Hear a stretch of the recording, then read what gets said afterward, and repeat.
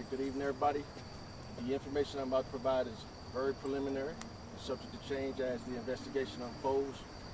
Approximately 7 p.m. this evening in the 1900 block of Savannah, Southeast, MPD units received a call for an assault DV where a subject was assaulting a victim while in possession of a firearm.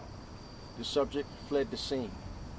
MPD units responded very quickly, and when we got on the scene, we were able to see this very same subject who the victim described to police units in the block. We pursued this individual. While pursuing this individual, he displayed a firearm. The officer gave multiple commands for this same individual to drop the firearm.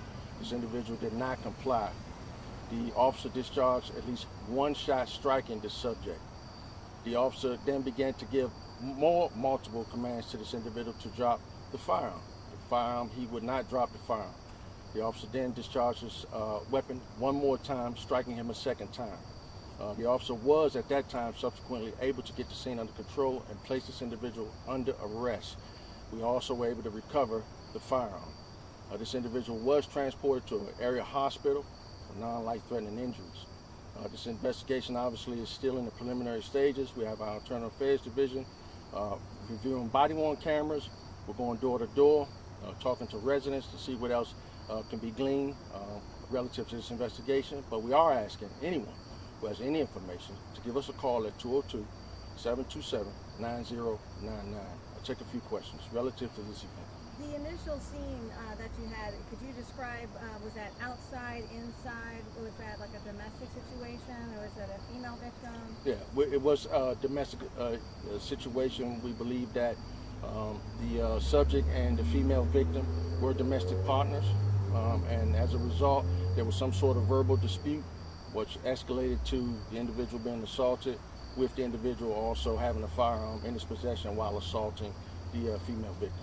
Inside a home or outside, or where was that? I believe it was inside the home.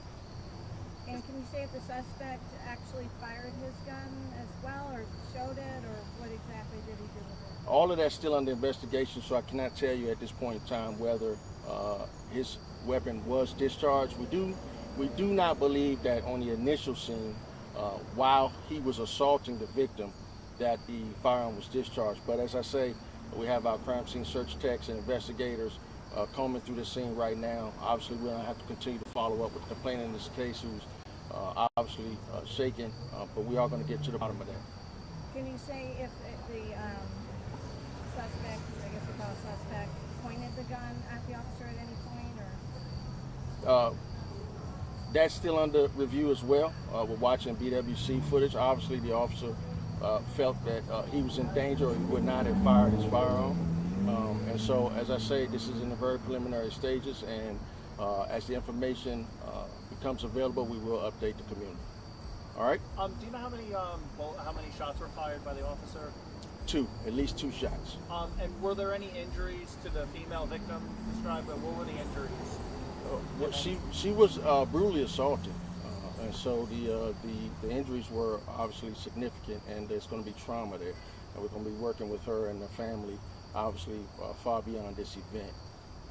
But you know, domestic violence is a serious issue, and Metropolitan Police Department is working with the community to make sure that we address that very serious issue. Was she hospitalized for her injuries? She was not hospitalized, but she is receiving treatment for her injuries. All right, thank you.